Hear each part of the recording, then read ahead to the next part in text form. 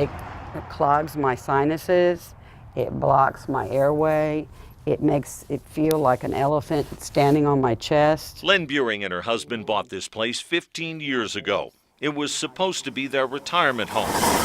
Now she says her little piece of paradise has turned into a living hell. It has affected my breathing. It's affected my lifespan. Buring says her health problems I'm on 2 rescue inhalers and albuterol treatments. started when oil rigs and storage sites began literally surrounding her home. That's what we're breathing in. That's what my son's breathing in. That's what all the children around here are breathing in. A quarter of a mile up the road, Myra Cerny smells the same thing. When flares belch out thick black smoke, the mostly southeasterly winds carry everything in it right over their homes. So you can get a rotten egg smell, or like I said, you can get the sweet and sour, or you can get like a diesel smell. When flares are operating correctly, all you see is a bright orange flame. But literally, without warning, that flare can spew a black cloud carrying hundreds of pollutants. They're called polycyclic aromatic hydrocarbons, many known carcinogens. These infrared videos taken during flyovers by TCEQ shows VOCs, volatile organic compounds, streaming out of flares.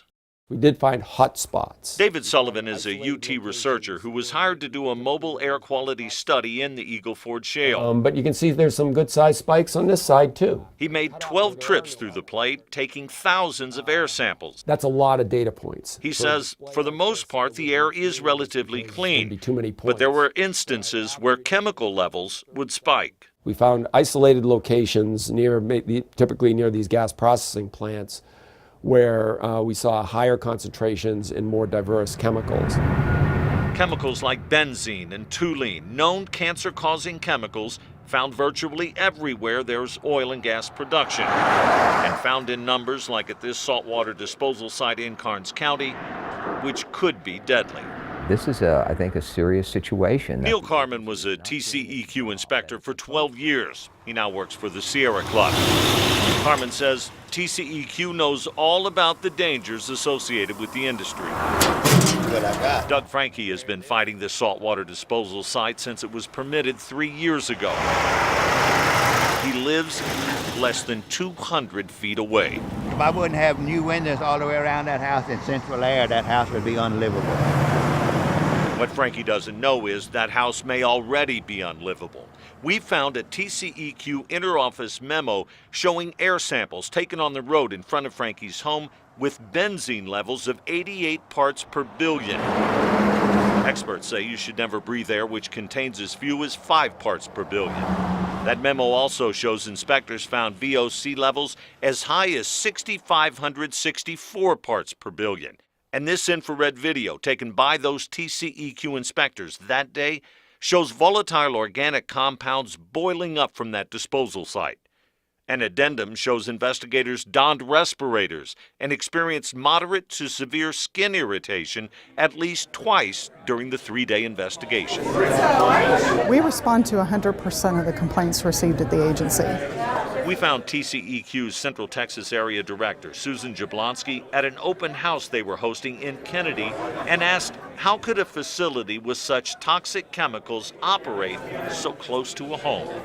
You haven't read that report or I'm not sure I know what report you're speaking I'll let you see it. about. I'm not going to do that here. Jablonski said she wasn't sure she'd seen the report, but would be happy to answer our questions if we'd send them to her.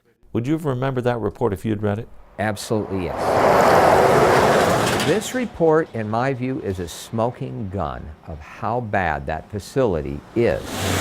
Carman says it's evidence of huge problems which the TCEQ should have immediately addressed.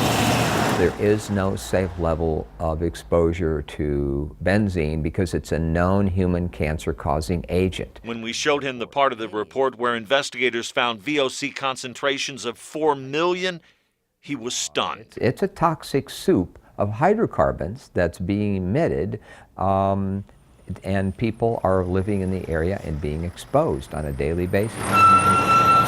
This facility should be immediately shut down, and the agency should take them into enforcement action. Carmen says this toxic soup can be found at facilities throughout the Eagle Ford Shale, and they can cause respiratory problems, headaches, or skin irritation. This one will get me, and that one down there. The same type symptoms folks like Lynn Buring I don't want to be a prisoner in my own home. and Myra Cerny have been complaining about, and now worry about for their families. Our family can't come here and visit anymore. My grandkids can't come here because of what's going on here. I don't want your stinking royalties. I want it go away.